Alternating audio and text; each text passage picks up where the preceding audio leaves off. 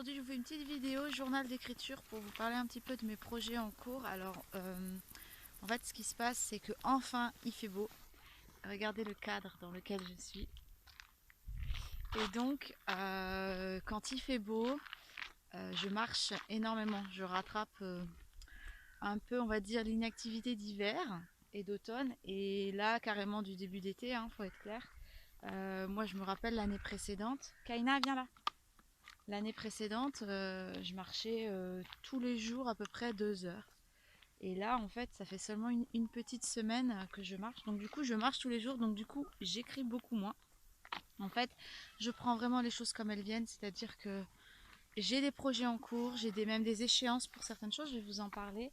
Mais je prends les choses comme elles viennent. C'est-à-dire s'il fait beau, bah, je préfère marcher. Parce que bah, j'ai pas pu le faire avant et que j'adore ça. Et s'il pleut, s'il fait moche, s'il y a des orages, et ben j'en profite pour écrire.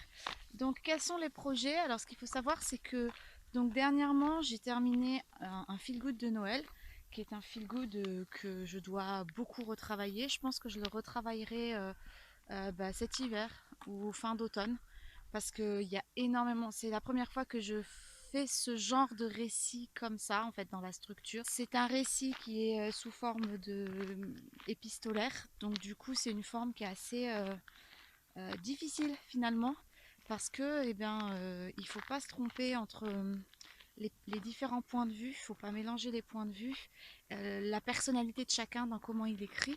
Et puis il y a aussi beaucoup de non-dits, il y a beaucoup de choses qu'on comprend sans qu'elles aient été nommées. Donc voilà, ça va être un gros retravail. Mais pour l'instant, j'ai 2 projets jeunesse là que j'ai.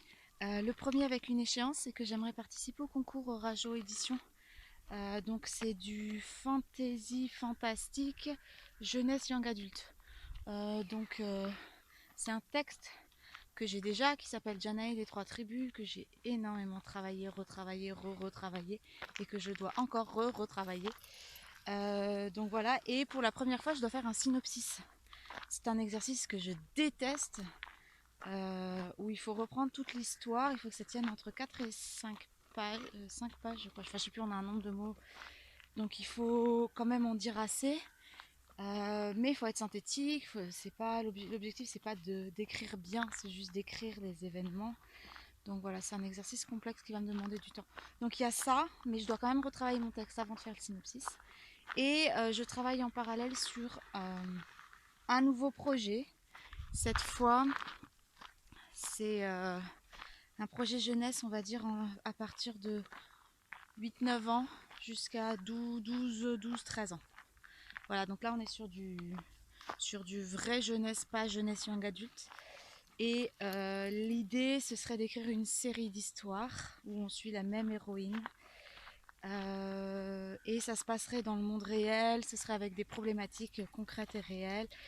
Et petit spoil, un peu inspiré de notre mode de vie de nomadisme, qui est quand même un point sur lequel on a beaucoup de choses à dire pour la vie d'un enfant. Et donc je me suis lancé ce défi un petit peu, et c'est rigolo parce que je l'écris avec Janae, c'est-à-dire que ma fille nomme les personnages, c'est elle qui me donne aussi certaines histoires qu'elle veut qu'on raconte ou pas, qu'on transforme ou pas, d'autres qu'elle veut qu'on invente, etc. Donc voilà, c'est un projet pareil, c'est un nouveau projet. Et ensuite, quand j'aurai écrit le premier tome, l'objectif c'est de l'envoyer à des maisons d'édition spéciales jeunesse.